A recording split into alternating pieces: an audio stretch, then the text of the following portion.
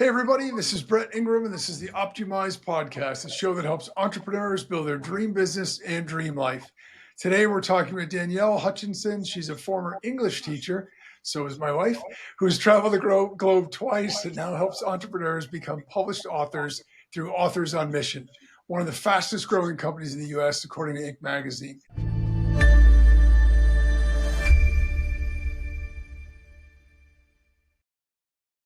I'm super excited because I believe that everybody has a journey to share and they have a story to tell. And so authoring a book is a great way to do that. With that, welcome, Danielle. Thanks a lot for joining us.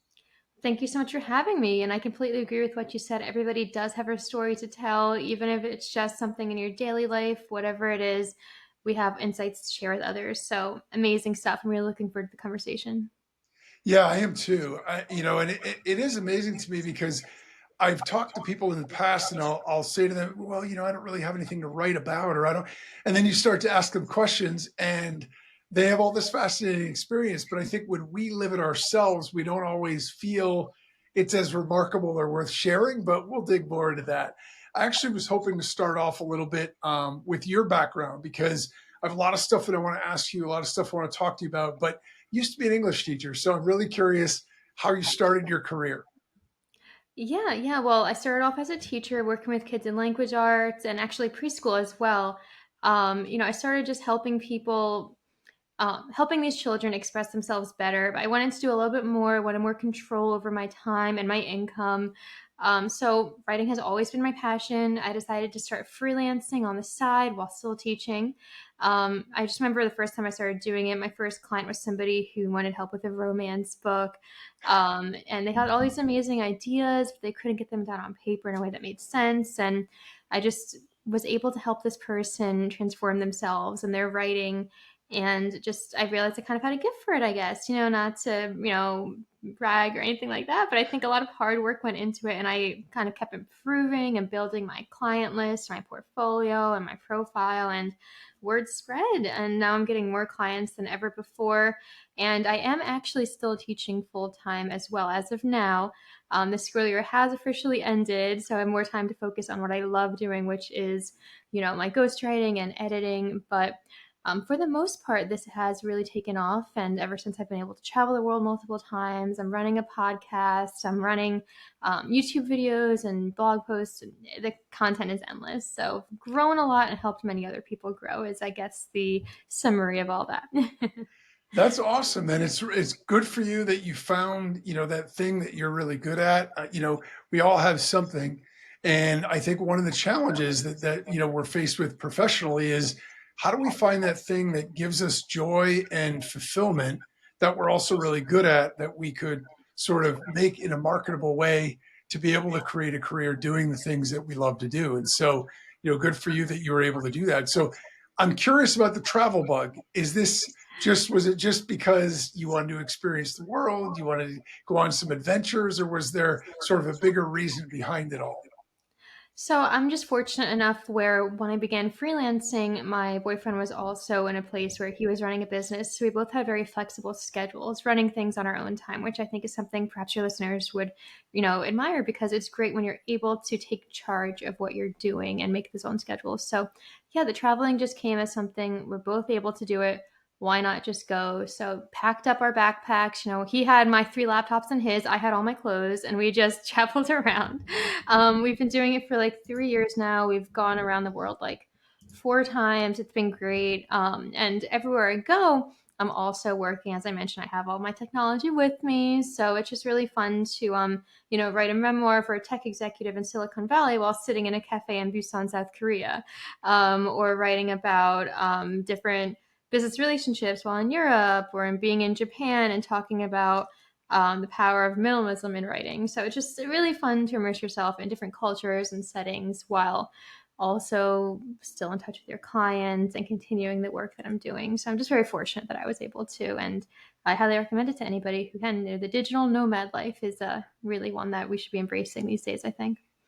It is amazing. I mean, what technology has allowed us to do, because I even look at the podcasting industry itself. And I mean, it's come so far, even just the last few years, the things that you can do now. And now that you can get microphones that are powered by USB, I mean, you literally in a little bag, you can throw a microphone, a self, your cell phone, a couple of other things, some small LED lights, literally travel and sort of record from anywhere if you really wanted to do that. And I think that is fascinating. It does really open up life for people to be able to experience things. I mean, I remember growing up as a kid, and in my neighborhood, it was a very middle class neighborhood. Everybody had typical jobs. Oftentimes, both spouses worked. And so it was sort of like you waited and waited and waited for that summer where maybe you could take the week or the 2 weeks vacation. You'd go somewhere, and, even if it was a great place, you knew it was limited. And once you got back, you were waiting another year to be able to do it again. Right. And so it's really cool to be able to sort of do it where you're able to travel, but you don't necessarily have to disconnect completely from work. So you have that ability to still do what you're doing, and you can travel a lot more because of that. So I have to ask you, do you have a favorite place or a top three? I mean, it's really hard. I did mention Busan, South Korea before. That's a beautiful place because it's a beach town, but it's surrounded by skyscrapers, super clean. I think anywhere in Asia is probably my favorite. Just it's a completely different environment.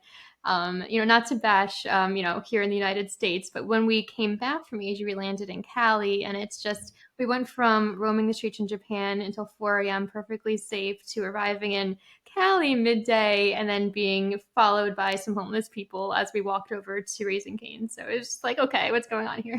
But no, I think everywhere I go, I get to learn a lot of new stuff and I meet new people, and it's just incredible. So yeah, and kind of branching back to what you were saying before, though, about technology and how it's really impacted us.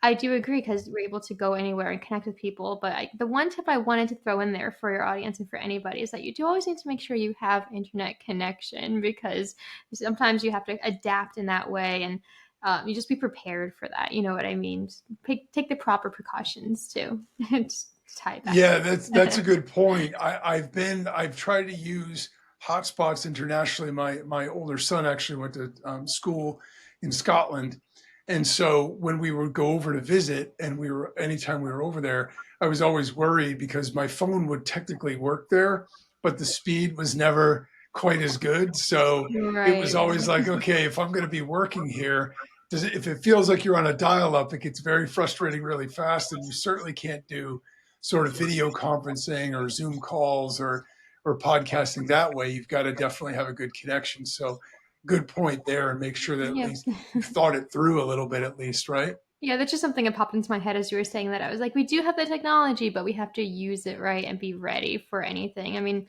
I like to write on planes, but they don't always have internet access. So you have to make sure your documents are offline and so on and so forth. So just a little tidbit there. Yeah, smart advice. So I talk to a lot of entrepreneurs on a daily basis. I'm talking, coaching entrepreneurs, whatever. And I have to say, in my experience, a lot of them, somewhere in their bucket list, they've got write a book. Now, some of them might already have started it. Some of them might be thinking this is something I want to do later, but it's always something that's on their mind for most of the people that I talk to. The challenge that I find, even for the people that are ready and motivated and feel like they've got a story to share, is being able to find the time to be able to Mm. do that while they're doing all the other stuff. So, is that the main benefit for hiring a ghostwriter? I would say it's a large part of it, especially because, what I do here at Authors on Mission is we do work specifically with executives, CEOs, people who just simply don't have the time to write. That being said, it's not the main reason the ghostwriter is beneficial. A lot of the times you have an idea, but you don't quite know how to structure it or how to best present it, or you just don't have that industry knowledge to know what the audiences might be looking for, what's trending nowadays, and what makes it marketable. How do you make it evergreen so whatever you're writing isn't just nonsense a couple of years later? There's a lot of factors that go into it. So having somebody on your team, even if it is more collaborative than pure ghostwriting, there's just many different benefits.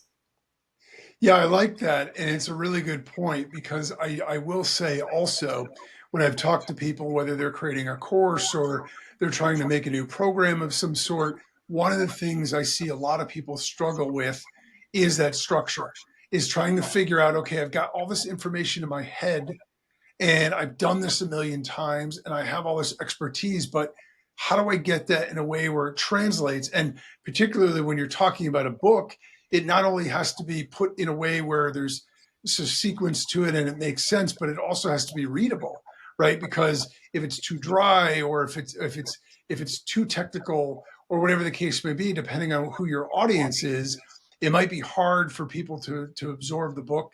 And then the last thing you want to do, if you feel personal about this and you really want to share your story, is that people tell you, "Ah, that book stinks. I mean, I couldn't understand it, or there was too much technical jargon in there, or whatever. Mm. It was boring." So I can certainly appreciate that. What about the person who says, "Okay, I'm busy. I see the value in hiring a ghostwriter also, but I'm just concerned because I do want it to be my story. Like I want to be the one who, am ultimately doing this. I don't want to just put my name on somebody else's book that sort of wrote it for me." How would you respond to that, or are they missing the point in terms of the way that it works? Yeah, so that is a myth, I guess, or something that a lot of people do think of immediately. They think if I'm working with a ghostwriter, it's not going to be my book or it's not going to be my own ideas, but it's kind of the opposite because I think of it more so as we're the platform helping you get that idea out there. But that idea and that content and your stories and your case studies, your experience, that's all yours still. So I think it's a matter of just as long as you're communicating with your ghostwriter and you're showing their message to them, you're aligned with the message you want to get across.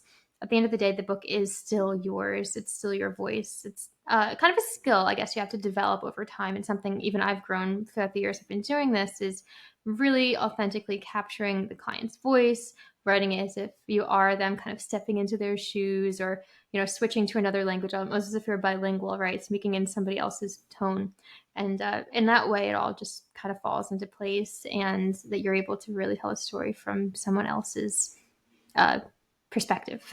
So nothing to worry about in that regard, I would say.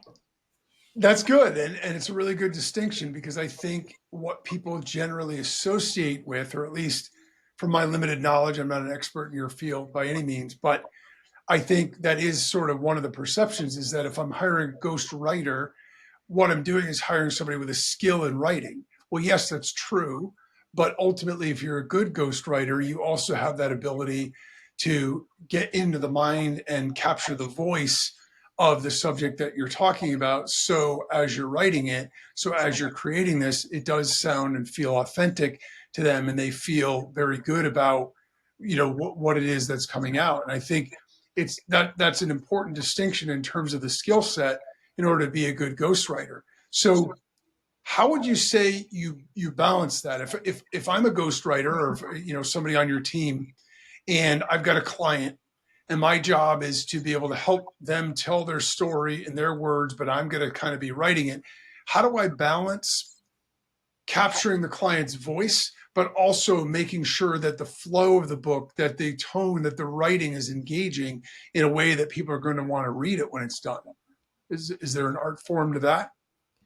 Yeah, I would say it's a little bit of an art form, sure. It's a good balance because, well, of course, you want the content to come across. You want to make sure that the client's voice is also shining through. So I think it all boils down to those beginning stages, the outlining stage and the consultation stage, where you're getting to know exactly what the client's looking for. You're getting a feel for the vocabulary they use, what certain words they emphasize. It helps you get a good idea for what they're passionate about. And as I'm collecting all of that data, I guess, if you will, that helps me shape kind of a persona of who I'm writing in. And after I'm doing that, well, the rest of it kind of comes easy, putting in the technical information that they actually want to get across. So it's a balance of that. It's almost, I guess, putting on a costume or something, right? Just stepping into somebody else's shoes in that way. Did that answer your question exactly? Yeah, yeah, totally. Because I think it is, to me, I find it fascinating, because I think that it's such a cool thing to be able to. We talk a lot about, especially in business and entrepreneurship, about delegation, right? About Mm. outsourcing, about finding people and everybody intuitively understands, if I need graphic designs for social media, I pay someone who's a graphic designer. No problem. I'm going to get it back. I can look at it. I can instantly tell whether this fits my brand, fits my image. it's pretty easy for people to mentally access that. I think it becomes interesting and challenging when you start thinking about something like writing a book, because on the one hand, it feels so personal, right? It's your story, it's your voice, and it's all those other things. So I do think it's important for people to understand how that process evolves, and you know, and how sort of the sausage is made, as they say, because I think that that is something that there could be a lot of misconceptions about. I'm curious, from the books that you've seen, whether they're things that ultimately went on to be published, maybe they were drafts, throughout your journeys, throughout all of your experience, what are the biggest mistakes that you think or that you see writers or would-be writers make when they're trying to write a book? Yeah, well, that actually boils down to what you were mentioning before about the jargon, for example. A lot of people make the mistake of speaking to their audience in their book as if they were speaking to their coworkers or somebody directly in their field, or even, just another person on their team, right? But you need to make sure that your voice is in the tone that you'd want to be talking to a potential client or the audience specifically that you want to gear yourself to. So yeah, a lot of the times I take my clients' notes and it is filled with business jargon or medical jargon. And as a ghostwriter, one thing I need to keep in mind is not dumbing down the language, but defining it well enough so that those people reading it do understand and engage with it and ultimately implement whatever it is that we're trying to say. So that would be one of the main things. And then another mistake that I see time and time again is everyone likes to brag. Everyone likes to talk about their successes. Like, I started this company, I'm Fortune 500, blah, blah, blah. But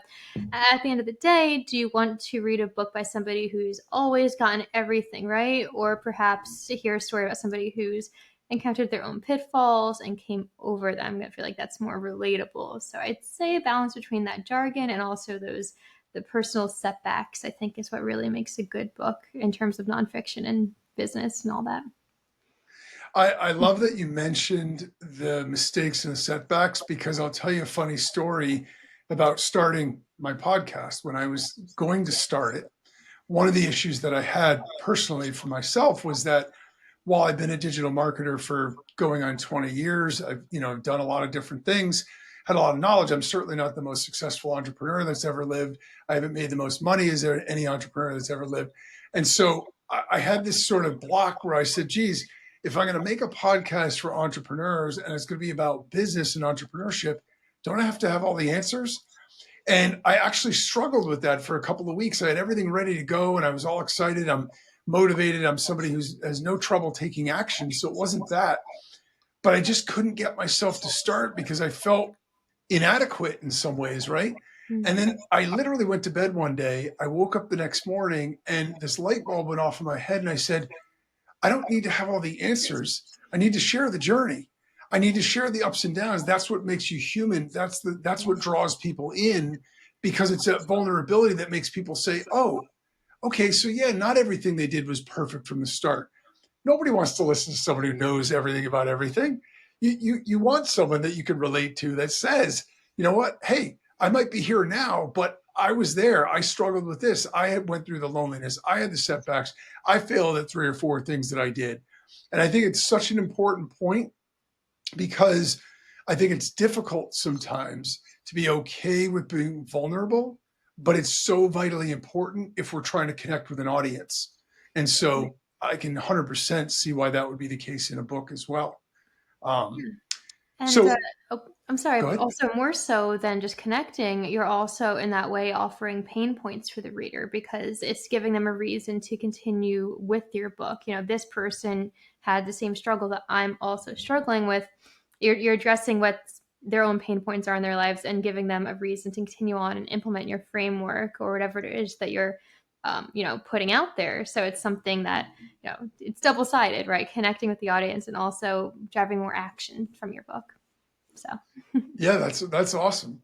Now, from a nonfiction perspective, right? So if this is what we're writing, do you recommend that in general, it's less just biographical as a book for it to be effective, and more, like you said, have some sort of a framework or methodology or something to teach in addition to sharing personal experiences, anecdotes? I'd say it really depends on the situation. It depends on the brand that you're trying to build for yourself. Perhaps it might just be useful to have a memoir if your goal is to just focus on maybe the lifestyle or just as a reflective kind of piece, right? But then of course, when you do have a framework in mind that gives the audience, as you know, kind of relating back to what I said before about the pain points, it gives them something actionable to do after the fact, gives them purpose behind it, a reason to keep reading on because they want to learn more about it. So I think it just it depends on that brand and what your end goals are. Yeah, and that makes sense. I mean, I because I've read both kinds, right, Yeah. personally, and I've enjoyed both kinds. If the biography is good and there's some valuable stories and cool things in there, I'm fine with it. If I don't learn anything per se from it, at the same time, because I'm just fascinated by people and seeing their story and their journey.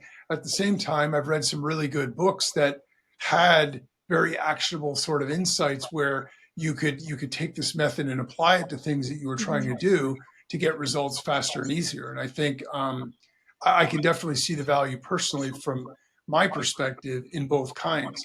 So with 1,100 plus books under your belt, you've obviously seen a lot of books, and I know we've talked about a few things that sort of make for a good book. Are there is there anything else? Is there anything else I should be thinking about as an author if I'm focused on trying to make a good book versus, a great one? So, in addition to what I mentioned before about, keeping jargon minimal and also relating to your readers by talking about your own setbacks and all that, I'd say one thing you need to keep in mind is the current market and staying ahead of what is already out there versus what can be put out there, knowing what other books are published in that niche that you're aiming to get into, what have other authors already done, that sort of thing. So, doing the correct research and figuring out what is trending and how you can best make your mark in a pretty saturated market, because right now, I mean, let's be honest, anybody can put in a book on Amazon these days. You have to see what it is that's going to set you apart. I'd say that's probably one big tip. Yeah, I mean that makes sense. You definitely want some kind of a unique voice and not just a Me Too type of a situation. So what from a time frame, because this is another stumbling block. I know that people say, well, geez, I know this is going to take a long time start to finish. It's definitely a passion project. What's a realistic timeline for writing your first book? So I'm going to start this with a little bit of a disclaimer, being that I am a ghostwriter and not necessarily in the formatting or publishing space. At Authors on Mission, I help with we actually call it angel writing here at Authors on Mission, just a little play on words there. But I'm the angel writer, and then when we're finished, it does go off into the formatting and publishing and marketing phases. Now, because of that, it does depend on their end an ultimate good chunk of the time it would take to get it onto the shelves. That being said, on my end, it can be done as soon as you really want it to be, how fast you're looking for. I do keep a very flexible schedule, and if a project does need a certain deadline, I've completed books for people within a week before. That's not even, Wow. yeah, not even a lie. I always like to tell this story. I remember I was at ShopRite. I was in the cheese section. This dude calls me up. He says, I want to book her in by next Sunday. And I look, I'm like, today's Sunday. So 7 days to try to book. But you know what? With the right price point and the right flexibility, we kind of moved some stuff around. He was calling me every day. We got it done. We got it out there. It worked. So to answer your question, it could be as little as that or as long as years, depending on how organized you are, how receptive you are to, collaborating with your ghostwriter. Some people, well, one of my clients, I finished his book last summer and he's still kind of looking at it and making final decisions about it. Like, I'm not sure about this. So it's situational, but if you have the right mindset on it, it can be done in a snap. So, That's remarkable. I mean, wow, you must be a workhorse because that's fast to write a yeah. whole book. Wow. I'm impressed, I have to say. Yeah. So from a publishing standpoint, I know your focus is on the writing side, but I'm just curious, Yeah. differences between self-publishing, trying to get somebody to publish it for you. Are there differences? Are there secrets? Are there things that we should know if we're endeavoring to write a book or have a book written for us and with us, I guess? So are you asking about the difference between traditional versus self-publishing, or what Yeah, exactly? essentially. Like, are there pros and cons? Is there something that we should? I know it's harder, obviously, to get a publishing house to pick up your book, but is there is there sort of rules of thumb or pros and cons of the various things? Yeah, and they're actually pretty clear when you think about it. When you're working with a traditional house, they have very rigid guidelines they'd like you to stick to. You don't have a lot of say in what even your own book cover might look like, for example. And of course, they have their own deadlines. There's got the pressure of it, and at the end of the day, it's going to be your book, but how much of it really truly came from you versus what they told you they're looking for. So that's just one aspect of why traditional maybe isn't always the best pick. On the other hand, of course, you have the name behind your back. It's fancy. It sounds nice to, be like, I work for I worked with HarperCollins, whatever it is. But with self publishing, it's a little bit more flexible because it really truly is yours. But the challenge of that is a lot of people just don't know what they're doing. I was recently speaking to another author on my own podcast, and she explained how she spent so long watching YouTube videos, figuring out how do I make an ISBN? What is what kind of legal rights do I need? Whatever it is. So you kind of need a balance, which Authors on Mission is a little bit of both. We do have like the name of Authors on Mission under your book, giving you that credibility, but we also handle everything else for you in terms of publication and formatting. But then you also get the say in your book. You are literally the one writing it. You're working with your angel writer. And even the cover design, like I mentioned before, the traditional publishers, they might just pick it for you. Here you can literally we give your book idea to artists, and you can choose between a couple different versions. They're bidding for you to choose their artwork. So it's just all in all a good balance to work with somebody like us where we're good middle ground. Yeah, that's cool. It sounds Yeah. like a little bit of flexibility, but enough ground rules that you're not sort of going it alone and needing to figure it all out from scratch. So Mhm. that's definitely a benefit. So let's talk about AI a little bit. Mhm. Obviously, it's a big buzzword in every single industry at this point because there's not a part of our lives at this point it doesn't touch in some way. How has that impacted, and how is it? Do you expect it to keep impacting the publishing industry? Well, I'll ask you this question. When's the last time you opened an email and were like, somebody definitely wrote that email themselves, right? Maybe one I got from my friend. That's about it. Yeah. Yeah, yeah. I feel like these days everybody's using chat or Claude to even answer each other in, emails or messages. So, I mean, if you're thinking about that from the publishing standpoint, it's huge. Amazon, as I mentioned, is getting saturated with more and more books out there. Half of it's AI nonsense that people are just creating. So it is huge. That being said, it's never going to correctly capture the human voice. One thing you mentioned before is that, when you're talking about setbacks in your own life, that's something that humanizes a book, right? If you're talking about your personal experiences, that humanizes a book. But AI isn't going to quite capture that the same way. Not to mention the repetition that goes into AI writing. It doesn't know how to stop itself from juggling the same things over and over in different sayings, different phrasings of it. And then you have the nonsense vocabulary that nobody actually uses. I mean, I'm sure you can tick off a few on a list right now. We got delve, we got the vast tapestry, we got, just things that no one says. So, end of the day, to kind of answer your question, it's a great tool for things like organization, research, quick email responses. But for publishing, yeah, you kind of need a little bit of human touch in there. Yeah, I like that. I think it's a great answer. And I feel exactly the same way about it, even for my own content. It's not a book, but when I'm creating content, I will use it for structure. I will use it for outlines. I don't use it to actually create my content for me because I think it is super important to have that be unique and be about you. I mean, AI doesn't have experiences to share. So that's one of the things. I mean, as human beings, we love stories. We're drawn in by stories. Yeah. Even if you're in a sales situation, the minute somebody says, "Let me tell you a story," your guard drops because everybody wants to hear the story. And oftentimes it relates to an experience you went through, something that you did. And so those things are always, in my opinion, going to resonate better with your market, with your audience, than anything that's perfectly written by a computer. I mean, so yeah, Yeah. I think to the degree we can use it for efficiencies, it makes sense. Mhm. At the same time, you got to make sure your own voice and authenticity doesn't get lost in the process. So, Precisely. um, It could also be so used as kind of a base point too. Like, if you want to kind of draft out a chapter using that, but then you still have to go back and, fix it up. It's something I've seen a lot in my personal practice. People come to me with AI generated manuscripts, and then I offer humanization to them and kind of sprucing it up. It's kind of reverse, but some people have been doing it that way these days. So just to, add on to that a little bit. yeah, that is Yeah. interesting. I mean, I could say I never had AI try to write chapters of a book for me, but it'd be interesting anyway.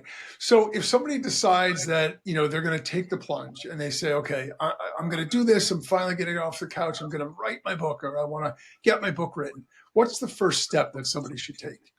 Well, first thing is to go to authorsonmission.com and get his consultation scheduled. You can be at any stage of it. Maybe you don't even know what you want to write about, or you don't know the direction it's going to take, but you do want your name on a book somehow. Our team helps you figure it out. You can brainstorm with somebody, and you choose your own angel writer, somebody who has a similar vision as you, and you can work together to create something awesome. That would be the first step, really. Awesome. All right. So where can people find your products, find your services, and connect with you? Authors on Mission across the board, nice and easy. Authorsonmission.com. Same idea for Instagram, LinkedIn, YouTube, all of the above. Also, the Authors on Mission podcast, where yours truly, I talk to tons of different authors every day. And, if you're looking to write a book, maybe you don't even want a ghostwriter and you want to write it on your own, my podcast offers a lot of tips and tricks for that. So, Awesome. Thanks for that. All right. I have one last question I have to ask because I always want to know what everyone's going to say. That's, what's your number one tip for success as a business owner or an entrepreneur? I would say don't settle, don't stop. A lot of people end up getting comfortable, and they figure, you know what, I worked hard, I'm going to come home and I'm going to sit and I'm going to watch Bridgerton. But for me, what I ended up doing is kind of the opposite. I teach until 3, and then I sit down, and my boyfriend jokes that it's my second shift. I get my coffee, and until midnight I'm working on my projects for my different clients, ghostwriting, editing, whatever it might be. Then we do it all again. So don't settle, keep working hard, push those boundaries, because here I am now and I'm making a ton from it and really expanded myself. So if you're trying to grow in any business, don't settle, keep working hard at it. That's great advice. Perfect. Thanks for that. Yeah. And when we're doing something we're passionate about, it's easier to get that second wind and keep rolling, right? Yeah, Because, it's a hobby. you know, yeah, it's coming from a place of love and passion. And when that's the case, it doesn't feel like work anyway. So it's all good. All right, with that, it's just about time to wrap things up. I want to thank you again so much, Danielle, for sharing all your insights, great tips with us. Visit authorsonmission.com for details about how you can become a published author easier and faster than you think. Thanks for tuning in. And as always, remember, no matter what you want for your business and your life, don't compromise, optYOUmize.